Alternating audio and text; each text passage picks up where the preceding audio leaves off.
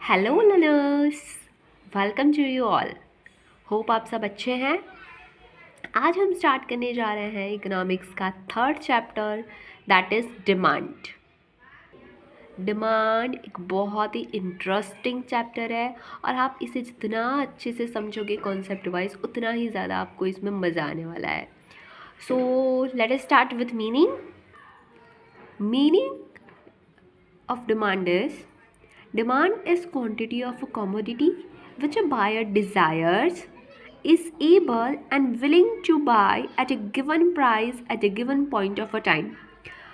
अब स्टूडेंट्स यहाँ पे आपने देखा होगा मैंने तीन चीज़ों पे बहुत भार दिया, that is desire, able and willingness. So demand किसे कह सकते हैं हम? बायर के थ्रू किसी कॉमोडिटी की क्वांटिटी की डिज़ायर करना, एबिलिटी होना उसको पेमेंट करने की और विलिंगनेस होना उसे पे करने की, उसे हम डिमांड कहेंगे। और थोड़ा इजीनेस में समझा जाए तो किसी भी प्रोडक्ट की डिमांड कब होगी? जब उसके बायर में उसको बाय करने की डिज़ायर हो, और डिज़ायर से ही तो काम नहीं चलेगा, एबिलिटी भी होनी चाहिए। मान लो आपने सोच लिया कि आपको गाड़ी लेनी है, बट अगर आपकी एबिलिटी है ही नहीं उतना पेमेंट करने की, तो वो क्या डिमांड कहलाएगी? नहीं। अच्छा, मान लीजिए अब आपकी डिज़ायर है that you want to purchase a luxury car, आपकी एबिलिटी भी है, आप लाखों कमा रहे हो, आपकी एबिलिटी भी है, बट आपका विल ही नहीं है कि भाई मैं उतने पैसे दूँ और अच्छी सी गाड़ी लूँ। आप चाहते हो कि भाई मैं सेकेंड हैंड ले लेता हूँ, तो वो नई गाड़ी की तो डिमांड नहीं होगी ना। So here we have to pay much attention to desire, ability and willingness. जब ये तीनों मिलते हैं तब उस चीज़ को हम क्या कहेंगे? किसी कमोडिटी के लिए डिमांड का जनरेशन होना। So demand of a commodity requires the desire, ability and willingness of the buyer to pay for it. अब यहाँ पे बहुत सारे फैक्टर्स हैं जो डिमांड को अफेक्ट करते हैं। पर्टिकुलर जो फैक्टर्स है दो तरीके से क्लासीफाई किए गए हैं, that is price of that commodity, और दूसरे हैं फैक्टर्स अदर देन प्राइस, जिसमें हम अलग से दूसरे जो फैक्टर्स अफेक्ट करते हैं वो सारे डिस्कस करेंगे। So first point is price of a commodity. Price of a commodity किस तरीके से इफेक्ट करती है? मान लीजिए किसी प्रोडक्ट की प्राइस इंक्रीज होती है तो क्या होगा? आप उसे कम खरीदोगे, आप कोशिश करोगे कि आपको उसको खरीदने की ज़रूरत ही ना पड़े। और वैसे ही दूसरे साइड पे जब कमोडिटी की प्राइस कम हो जाती है, when it starts falling, what a rational consumer will do? वो कोशिश करेगा कि भाई ठीक है अब मैं इसे ज़्यादा परचेज़ कर सकता हूँ। तो किसी भी कमोडिटी की प्राइस उसकी डिमांड को कैसे इफ़ेक्ट करती है? जैसे ही प्राइस अप होगा, डिमांड क्या हो जाएगी? कम होने लगेगी। और जैसे ही प्राइस कम होता है तो क्या हो जाता है? डिमांड ज़्यादा हो जाती है। आपने देखा होगा ठंडी के सीज़न में टमाटर वगैरह ज़्यादा आते हैं। कभी कभार आपके घर में आपको कुछ सब्जियां बहुत ज़्यादा खाने मिलती होगी, आपका मन भी नहीं करता होगा कि भाई बस अब नहीं खानी, अब ये चीज़ नहीं चाहिए। तो क्या होता है कि कुछ अदर फैक्टर्स की वजह से उसकी प्राइस कम हो जाती है तो उसकी डिमांड बढ़ जाती है, और आपको पता चलता है कि घर में तो आज लौकी की सब्ज़ी, टमाटर की जो चटनी है वो बहुत भर भर के 3-4 दिन तक लगातार मिलने वाली है। अब इसकी डिमांड क्यों इंक्रीज़ हुई एकाएक? क्योंकि उसकी प्राइस में फ्लक्चुएशन हुआ। स्टूडेंट्स, ये बहुत इंपॉर्टेंट कॉन्सेप्ट है जो हम डिमांड का पढ़ने जा रहे हैं। प्लीज़ उसे ध्यान से समझिएगा और कोई भी कन्फ्यूजन हो तो प्लीज़ कमेंट कीजिएगा। अब हम अदर फैक्टर्स देखेंगे कि अदर फैक्टर्स कैसे अफेक्ट करते हैं। फर्स्ट है taste and preference of a consumer. Taste and preference of consumer, किसी भी प्रोडक्ट की डिमांड किस पे डिपेंड करती है? Taste and preference of consumer. उस कंज्यूमर को क्या पसंद है, क्या ना पसंद है, उस पे डिपेंड करेगी उस प्रोडक्ट की डिमांड। अब क्या होता है कि हो सकता है उस कंज्यूमर को वनीला आइसक्रीम ना पसंद हो, तो क्या करेगा? वो वनीला आइसक्रीम की डिमांड नहीं करेगा। उसको चॉकलेट आइसक्रीम पसंद है तो वो उसकी डिमांड करेगा। So according to taste and preference consumer की डिमांड अलग हो सकती है as per his likes and dislikes. अब स्टूडेंट्स, ये टेस्ट एंड प्रेफरेंस भी हमेशा के लिए एक जैसे नहीं होते हैं. Taste and preference of consumer keeps on changing. आपको पता है, अभी आप एक चाइल्ड एज, एक स्टूडेंट्स लाइफ जी रहे हो, तो आपकी क्या डिमांड होगी, किस चीज़ की आप ज़्यादा डिमांड करोगे? नोटबुक, पेन, पेंसिल, इस चीज़ की ज़्यादा डिमांड होगी. फिर जैसे ही आप बड़े हो जाओगे, आपको ऑफिस जाना रहेगा, तो उस टाइम पे आपकी अलग डिमांड होगी. एंड एट ओल्ड एज उस पर तो एकदम ही अलग डिमांड होगी. तो ये taste and preference of consumer वो भी क्या है, टाइम टू टाइम चेंज होते रहता है. तो उस वजह से भी हमारा डिमांड क्या होता है, फ्लक्चुएट होता है, डिमांड पे अफेक्ट होता है. अब income of consumer, it is also one of the most important factor that is affecting the demand of commodity. अगर कंज्यूमर की इनकम ज़्यादा है, बढ़ रही है, तो वो क्या करेगा, वो किसी भी कमोडिटी की डिमांड ज़्यादा करेगा या नई नई कमोडिटी के लिए वो सोचेगा. अगर उसकी इनकम बढ़ रही है तो वो सोचेगा कि मेरे घर में एसी लग जाए, फ़ैन है तो एसी लग जाए, अगर एक्टिवा है, टू व्हीलर है तो फोर व्हीलर आ जाए. तो इस तरीके से क्या हो रही है, एक नई डिमांड जनरेट हो रही है. कब जनरेट हो रही है, जब कंज्यूमर के पास परचेसिंग पावर है. परचेसिंग पावर बढ़ रही है, कैसे बढ़ेगी, इनकम बढ़ने की वजह से. तो और वहीं अगर इनकम कम होने लगे तो क्या होगा, वो उसकी जो डिमांड ऑलरेडी है उसको भी क्या करने लगेगा, कट करने लगेगा, उसको भी कम करने लगेगा. वो कहेगा खर्चे कम करो, ये काटो वो काटो. तो इस तरीके से डिमांड कम होने लगेगी. Now the third factor is prices of related goods. Related goods यानी हमारा जो एक प्रोडक्ट है उससे रिलेट करते हुए जो गुड्स हैं, अगर उनकी प्राइस में कुछ चेंजेस आता है तो वो किस हद तक, किस तरीके से हमारे प्रोडक्ट की डिमांड को अफेक्ट करते हैं. अब ये समझना बहुत बहुत ज़रूरी है और आपको ये दो कॉन्सेप्ट बहुत क्लियर होने चाहिए. कौन से, substitute goods and complementary goods.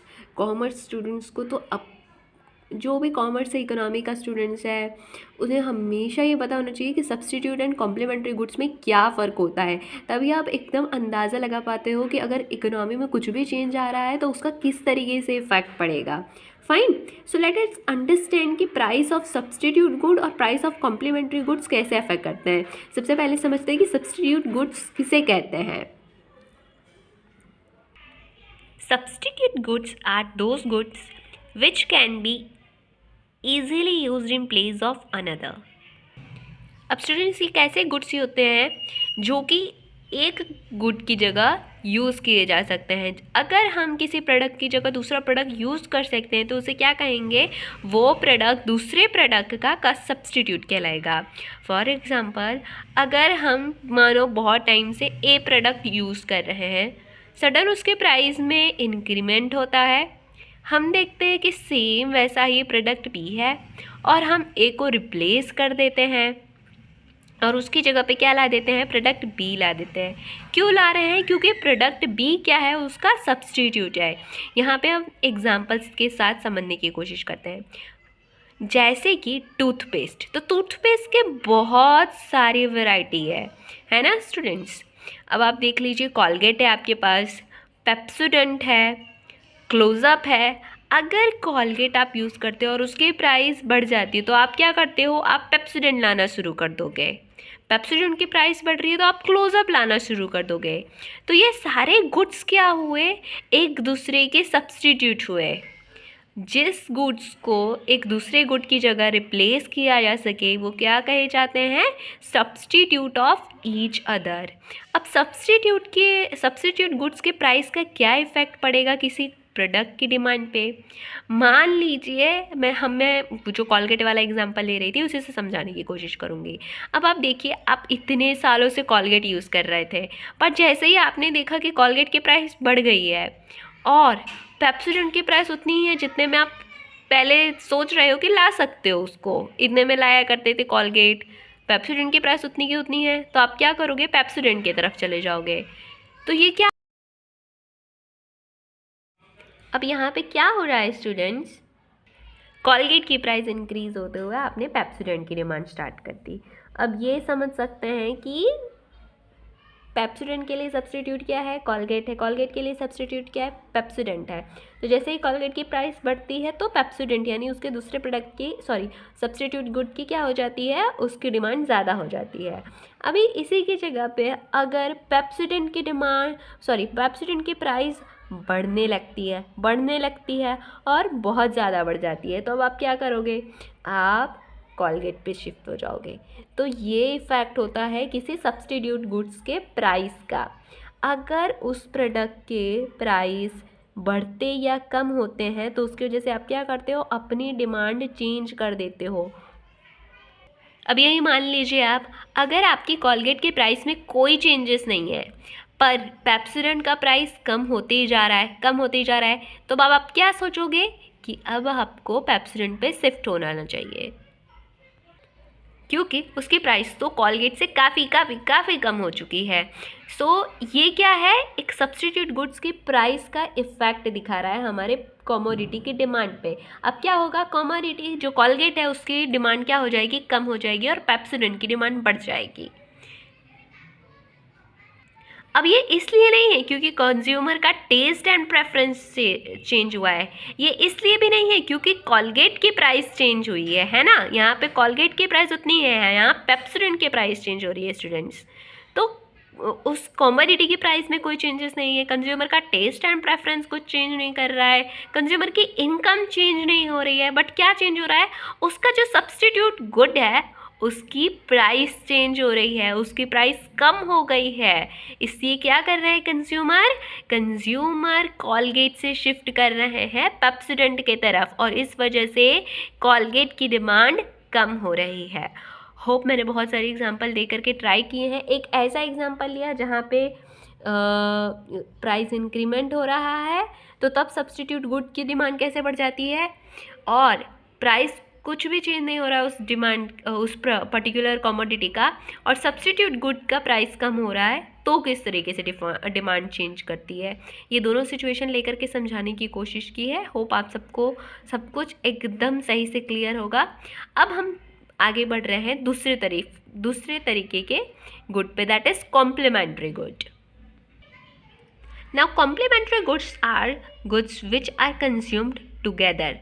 One good cannot be consumed without the other. In other words, this must be consumed jointly to satisfy a want and need. अब कंज्यूमर गुड क्या होते हैं? Substitute good से बहुत अलग होते हैं। यहाँ क्या होता है स्टूडेंट्स? आपकी जो कमोडिटी है और जो कॉम्प्लीमेंट्री गुड है वो दोनों ही साथ में कंज्यूम करने होते हैं, या फिर ये समझ लीजिए आपकी जो नीड है, आपकी जो वांट है, उसको सेटिस्फाई करने के लिए दोनों की ही ज़रूरत होगी। फॉर एग्जांपल, आप कार चलाना चाहते हैं, इसके लिए आप कार परचेज कर लेते हैं, पर उसको अंदर आपको पेट्रोल या डीजल भराना पड़ेगा, पेट्रोल भराना ही पड़ेगा जिससे क्या हो, वो गाड़ी चल सके। तो पेट्रोल क्या हो जाएगा उसके लिए? कॉम्प्लीमेंट्री गुड हो जाएगा। अब यहाँ पे दूसरे एग्जांपल से समझने की कोशिश करते हैं। आपने मोबाइल फ़ोन ले लिया फ़ोन यूज़ करने के लिए, फाइन, उसके लिए आपको सिम कार्ड तो लेना ही पड़ेगा, बिना सिम कार्ड तो आप चला सकते नहीं हो। तो ये सिम कार्ड क्या हो जाएगा उसके लिए? कॉम्प्लीमेंट्री गुड, यानी वो गुड्स जो एक मेन या प्रोडक्ट को कॉम्प्लीमेंट करते हो, उसके साथ यूज़ किए जाते हो ताकि कंज्यूमर अपनी नीड को सेटिस्फाई कर सके। अब क्या होगा स्टूडेंट्स? अगर कॉम्प्लीमेंट्री गुड्स की प्राइस इंक्रीज़ होने लगती है तो अपने आप क्या होगा? ओरिजिनल गुड की डिमांड कम हो जाएगी। अब आप मान लीजिए कि यहाँ पे पेट्रोल की कीमतें बढ़ती जा रही है, तो जो कंज्यूमर होगा वो सोचेगा भाई कार क्या ही लूँ जब उसमें पेट्रोल नहीं ही भरवा पाऊँगा, नहीं ही चला पाऊँगा। तो वो कुछ टाइम के लिए क्या करेगा? इस पर्टिकुलर कार की डिमांड को टाल देगा। तो यहाँ कॉम्प्लीमेंट्री गुड्स के प्राइस इस तरीके से अफेक्ट करेंगे ओरिजिनल कमोडिटी की डिमांड को।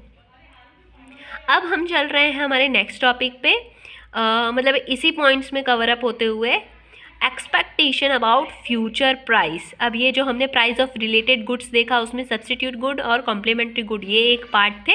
अब हम फोर्थ फैक्टर देख रहे हैं जो डिमांड को अफेक्ट करता है, और वो है फ्यूचर की प्राइस के बारे में एक्सपेक्टेशन करना। अब ये होता है कि एक इंडिविजुअल अगर ये एक्सपेक्ट करे फ्यूचर के प्राइस के बारे में कि किसी कमोडिटी की प्राइस फ्यूचर में बढ़ने वाली है, तो प्रेजेंट में उसकी डिमांड पे क्या असर होगा स्टूडेंट्स? आप खुद सोचिए। अगर आपको पता चले कि कुछ टाइम बाद आपकी फेवरेट चॉकलेट की प्राइसेस बढ़ जाएंगी, तो आप क्या करेंगे? आप उसको अभी जितना हो सके उसको ख़रीद लेंगे। तो आप सब जब उसे ख़रीदने जाएंगे तो क्या होगा? उसकी डिमांड बढ़ जाएगी। तो ये होता है कि फ्यूचर प्राइस के बारे में जब आप एक्सपेक्टेशन करते हो, अगर आप कहते हो कि फ्यूचर में प्राइस ज़्यादा होने वाली है, तो आप अभी उसकी डिमांड ज़्यादा बढ़ते हुए देखोगे।